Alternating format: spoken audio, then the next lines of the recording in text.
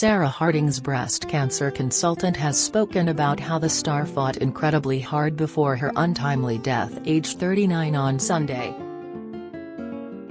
The singer, who also modeled and had a starring role in the St. Trinian's film series, passed away, just 13 months after confirming her terminal cancer diagnosis. Her death was announced by her devastated family on social media. Appearing on Sky News, Dr. Sasha Hall said, "It was a very, very sad day, clearly for the family and friends more so, but for myself and the team on the ward who have nursed her a good length of time. We are all extremely sad." Pete Waterman's comment was right, there was an element of fragility to Sarah, but she had a real mettle to her as well. She was a really resilient woman, it is such a sad loss. She fought incredibly hard over 15 months. It was very, very difficult for her. Tough. Sarah Harding's breast cancer consultant has spoken about how the star fought incredibly hard before her untimely death aged 39 on Sunday. Dr. Sasha was referencing an appearance on the show from Pete Waterman, who played an integral part in the formation of Girls Aloud. Sarah revealed last year she had been diagnosed with cancer.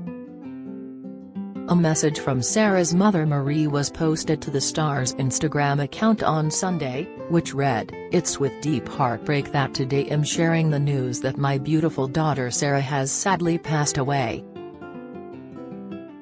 Many of you will know of Sarah's battle with cancer and that she fought so strongly from her diagnosis until her last day. She slipped away peacefully this morning. I'd like to thank everyone for their kind support over the past year. It meant the world to Sarah and it gave her great strength and comfort to know she was loved. I know she won't want to be remembered for her fight against this terrible disease, she was a bright shining star and I hope that's how she can be remembered instead." Marie X.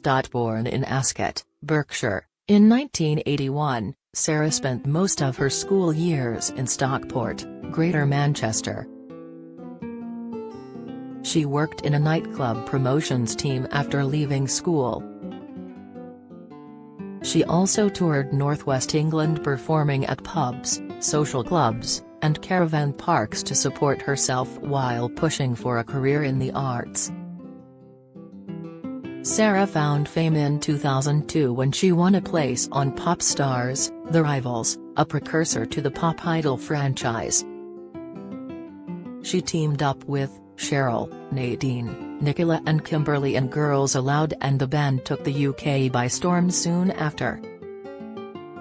Sarah was reportedly planning a solo career as a blues singer prior to her cancer diagnosis and had been honing her skills as a guitarist before the diagnosis last August.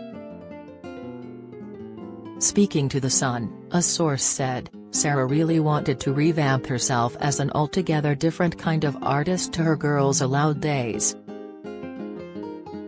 She was on a journey to find herself musically and rebrand as a blues artist, as that's where her passion is. She was playing guitar all night until her fingers bled and watching videos of her favorite performers in order to perfect her sound.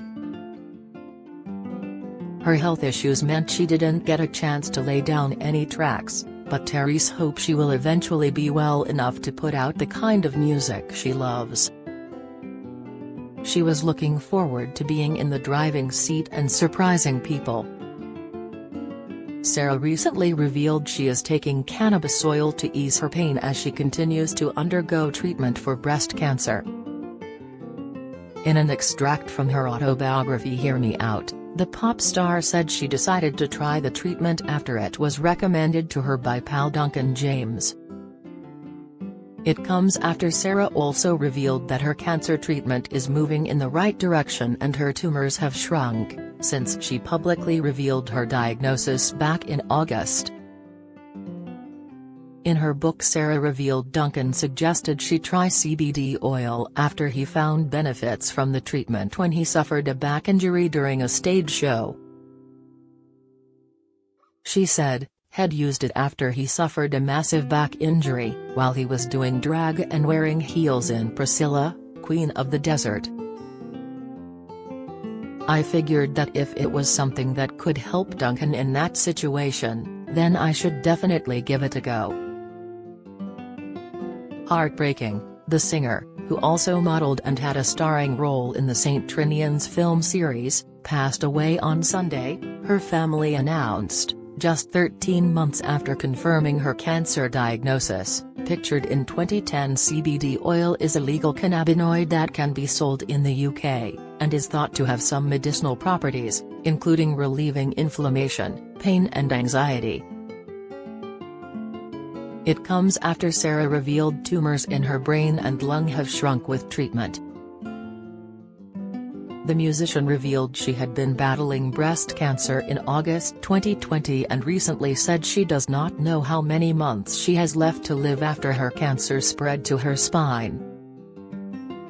The media personality spoke of her joy that treatment, including weekly chemotherapy sessions, had achieved this milestone and that she was able to enjoy a relaxing Christmas.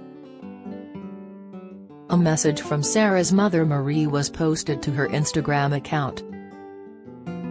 It read, "It's with deep heartbreak that today I'm sharing the news that my beautiful daughter Sarah has sadly passed away. The singer was 1/5 of Girls Aloud, who were formed in the early noughties. She is pictured in 2003 with bandmates, Top LR, Nicola Roberts, Nadine Coyle, Bottom LR, Kimberly Walsh and Cheryl. Ending the book, Sarah wrote, MRI scans at the end of December revealed that the tumors in my brain and in my lung have shrunk a bit with the treatment. The TV star said that while she didn't know exactly what this means, right now, every little victory feels momentous. She continued, with this news under my belt, I was able to enjoy a relaxing quiet Christmas with Mum, and yes, I got plenty of lovely Christmas presents.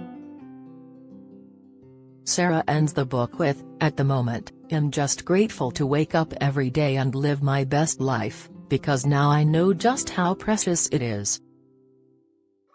In a further recent excerpt from the book, shared by The Times on Saturday, Sarah said Christmas 2020 was probably her last illness. In another tragic update from the book, she penned, in December my doctor told me that the upcoming Christmas would probably be my last. I don't want an exact prognosis. In the latest tragic update from the book, she penned, in December my doctor told me that the upcoming Christmas would probably be my last. I don't want an exact prognosis. I don't know why anyone would want that. Comfort and being as pain-free as possible is what's important to me now. I'm trying to live and enjoy every second of my life, however long it might be. I am having a glass of wine or two during all this, because it helps me relax. The singer added that she now wants to try and enjoy herself as she doesn't know how many months I've got left. At present, the Call the Shots hitmaker is considering her options for treatment of the secondary tumor at the base of her spine, which may now have spread to her brain. However, she's adamant that she doesn't want to undergo radiotherapy and risk losing her hair, with Sarah noting that although this may sound vain, she feels that if she only has months left to live then it's not worth it. Sharing an update, in January, the singer told her Instagram followers that she had a lovely but quiet Christmas with her mother and their dogs. Rounding out a strange year, a source said, Sarah really wanted to revamp herself as an altogether different kind of artist to her Girls Aloud days. Girls Aloud are pictured in 2007. The star explained how after facing the agony of losing her breast, she doesn't want to lose her signature blonde locks as well. Sarah went to say that her priority was to spend as much time as possible with her mother and friends before she dies, while the star is also hoping to throw a huge party to say goodbye to her loved ones. As Sarah looked back at the start of her journey, she added, "At first I thought it was just a cyst. The trouble was the pain was getting worse. It got so bad that I couldn't sleep in a bed. Eventually my skin started to bruise. By now I was terrified. One day I woke up realizing I'd been in denial. Yes, there was a pandemic, but it was almost as if I'd been using that as an excuse not to face up to the fact that something was very wrong." Moving. His words came shortly before Sarah's bandmate Cheryl has paid an emotional tribute to the former Girls Aloud star. Old times. Cheryl enjoyed more than a decade of chart success with Sarah in their hugely popular girl group, pictured in 2012, Lr. Kimberly Walsh, Nicola Roberts, Sarah Harding, Cheryl and Nadine Coyle. Sarah went on to detail her experience of being put into a coma for an extended period of time, and added that she struggled to form speech even when she was taken out of it. Sarah explained, "With both my lungs and kidneys failing, doctors decided to put me into an induced coma. Even once I was off the ventilator I couldn't speak properly. All I could do was make noises like a chimpanzee trying to communicate." Dr. Sach's words came shortly before Sarah's bandmate Cheryl has paid an emotional tribute to the former Girls Aloud star.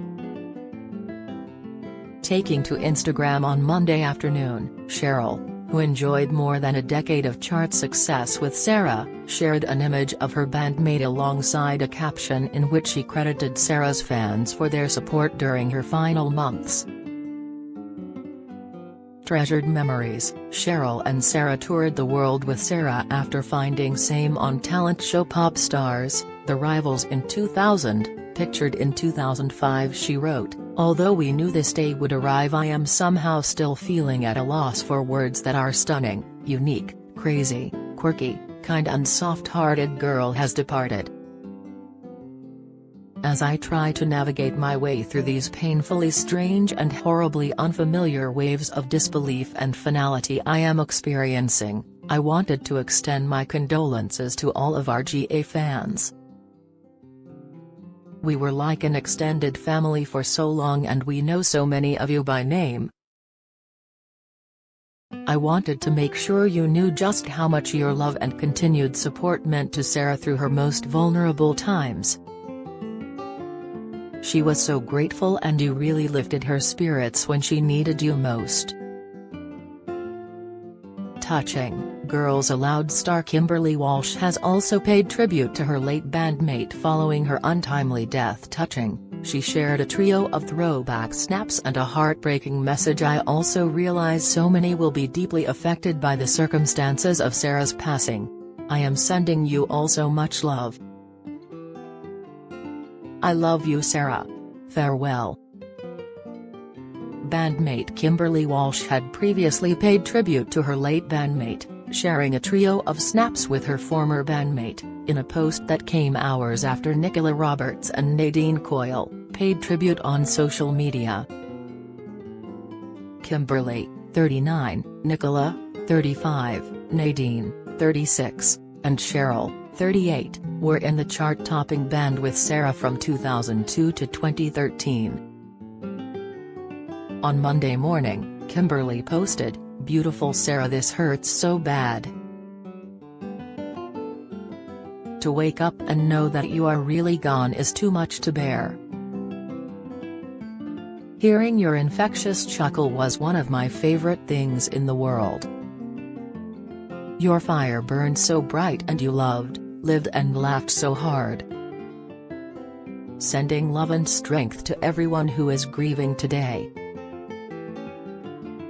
My heart is broken. Memories." Nicola said my heart is aching as she posted photos of the pair on their first video shoot for Sound of the Underground back in 2002, shortly after they were formed on Pop Stars. the rivals' brink of stardom, the pair were seen posing together as they filmed their debut music video in the early '90s. A sign, Nicola said she believed she had received a sign from Sarah before her death was announced. Nicola said my heart is aching as she posted photos of the pair on their first video shoot for Sound of the Underground back in 2002, shortly after they were formed on Pop Stars, The Rivals.